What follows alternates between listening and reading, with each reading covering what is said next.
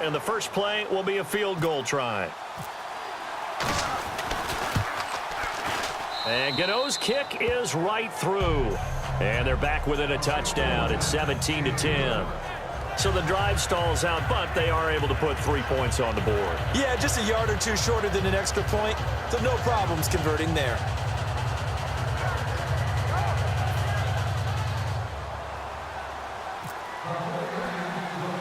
After knocking through the field goal, here's Gano back out there now for the kickoff. This is taken near the 13. And they finally get to him, but not before he's past the 45 to the 46-yard line. And now out comes Minnesota. And fortunate to get points on the board last time. They had to hit a really long field goal to do so. The kickers in today's game are so good and so skilled and hit from distances that we almost start to take them for granted. And we can't do that. That's a long field goal that they got 3 points out of. They've got to feel good about that, and they better make sure they love him up because he's helped them out. Yeah, now we'll see if that offense can put 6 on the board here. We'll see.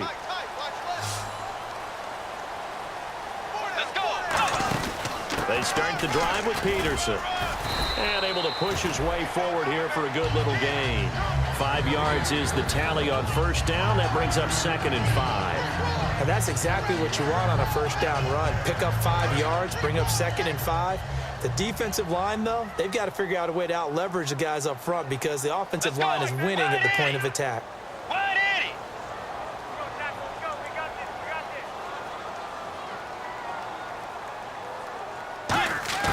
Second down, Bridgewater. Over the middle, he's got Treadwell. And he'll go down shy of the 40 at the 41. It goes as a gain of 8, and it moves the chains. And a pretty simple completion there underneath, but a successful one for the offense. Partner, doesn't have to be the big shots downfield all the time. Having that safety net underneath is a great thing for a quarterback. Throwing, Bridgewater. Caught on the right side by Treadwell. They get 31 yards that time.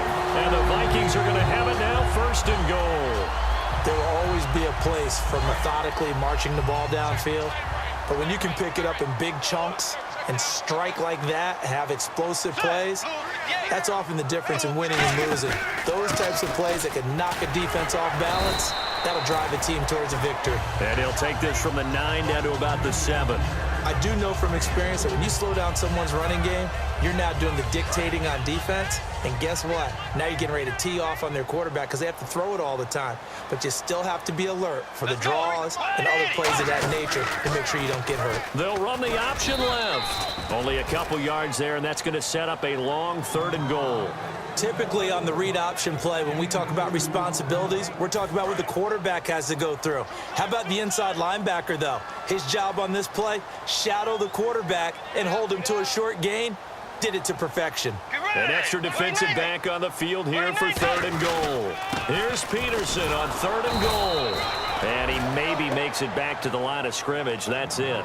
Only a yard on the pickup there, and it's going to bring up a 4th and goal. They might think about going for it here, but it's still just the 2nd quarter. Take the 3 points, tell the defense you believe in them, and let them get the ball back for you. And Lutz's kick is good. And they double him up here. That makes our score 20-10.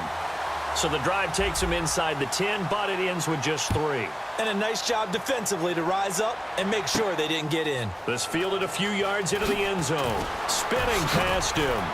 And he'll get across the 20 before he's brought down at about the 23-yard line. The 49ers offense now, they get set to head back on the field. And they had 3 points last time, but they didn't want 3 points because they were well within range of scoring a touchdown. We'll see if they can do better now. I'm with you on that one. Let's just go ahead and be frank about the whole thing. The only one happy about the 3-point kicker. Exactly. He put it through the post. That's going to help him in contract time. But that offense, they're thinking, let's get in the end zone this time. I don't know if that helped him at contract time. You could have kicked that one through. I don't know about that. I don't know about that. Super toe. All right, here we go.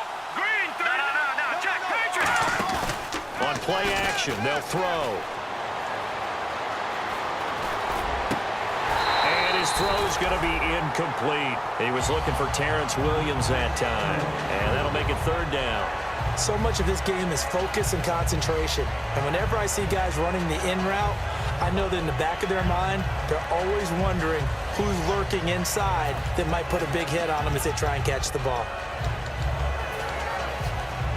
So the offense dealing with a 3rd and 6. Now the defense definitely showing blitz here. And the Vikings with an extra defender in the secondary on 3rd. Playing coverage here. They'll look to throw. Oh, the ball comes out on the hit, but they'll say it's incomplete. Well, they've had a pretty frustrating first half here offensively, and then just continued there with that incompletion. And definitely frustrating for them, but heartening for the other guys. Those stop troops, they're enjoying things right now because they've made it very difficult for them throughout the half. Oh, it's a wobbler here. He'll take it at the 42.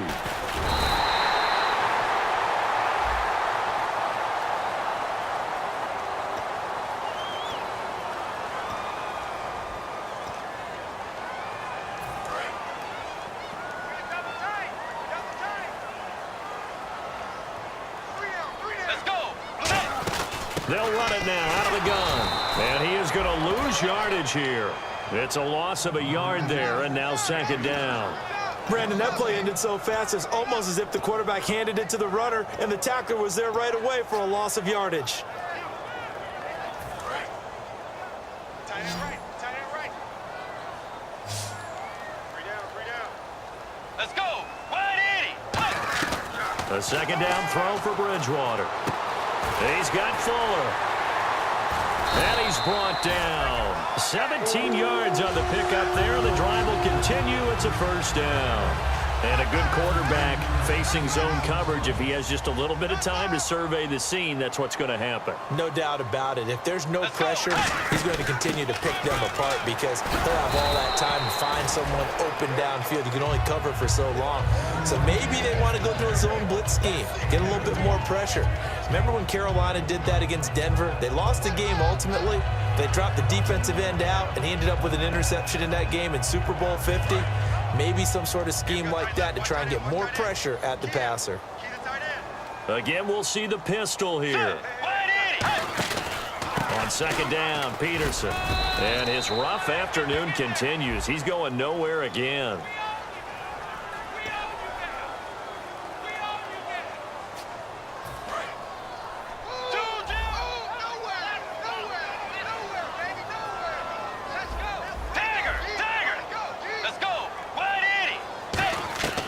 Bridgewater now on 2nd down. Finding his safety valve here. That's complete. And they're able to get this one down to the 25. And a nice gain of 21 yards. We can talk all we want about football being a game of strength and brawn. It's also a game of mismatches, and they're trying to create one there, getting it to their back out of the backfield to make a bigger play. As we often say, get it to him in space, let him use his leg. Yeah, if he can get a matchup against a linebacker or maybe a defensive end dropping out in a zone blitz, he's going to win that battle just about every time. No gain on the play there, 2nd down. 2 minutes to play here in the first half. More from Minneapolis after this.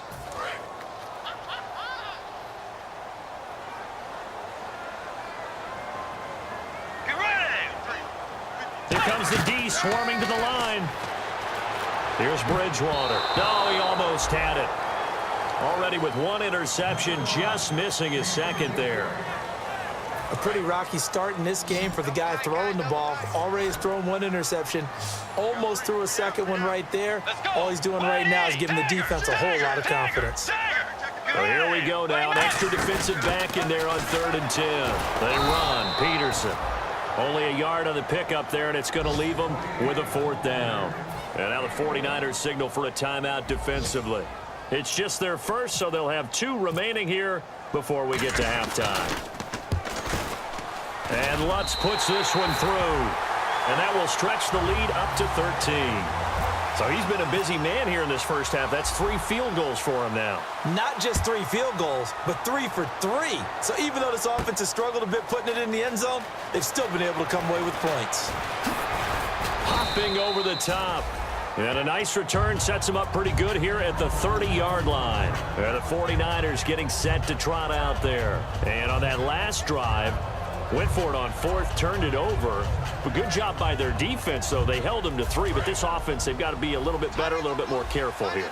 And sometimes when you see these calls on fourth down, when they decide to go for it, it's not necessarily the coach saying, I believe in my offense. Sometimes the coach saying, I believe in my defense. I can afford to go for it here, because if we don't get it, I don't think we'll give up more than 3. And that's exactly what happened. You think that factored in? I do. I think that he had that in his mind going into the game, that I'm going to be aggressive on offense because I know I've got a defense that can hold up their end.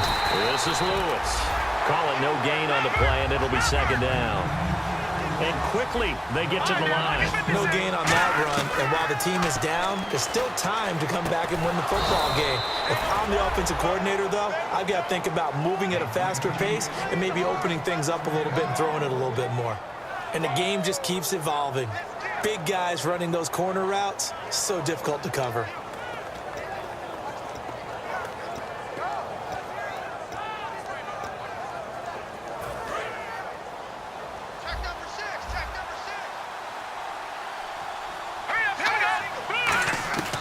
Now on first down, he'll drop to throw it. And no escaping this time as he'll go down. They got him for a sack. Now hold everything here. We're going to get a timeout by the offense. So that means they're down to 1 remaining here as we head toward halftime.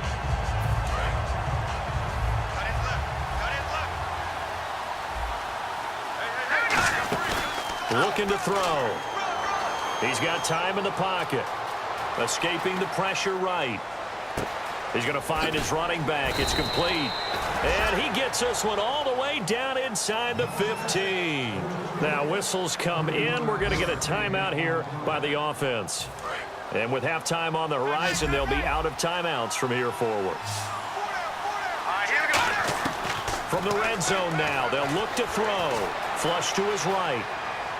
Thrown across his body, and it's intercepted. A great read, and it's picked off.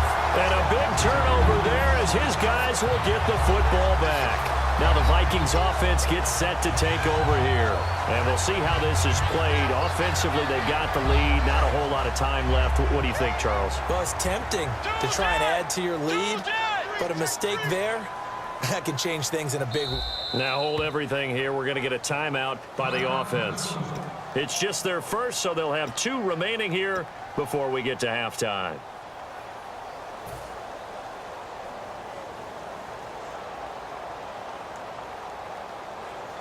And tough starting field position here. Defense showing blitz.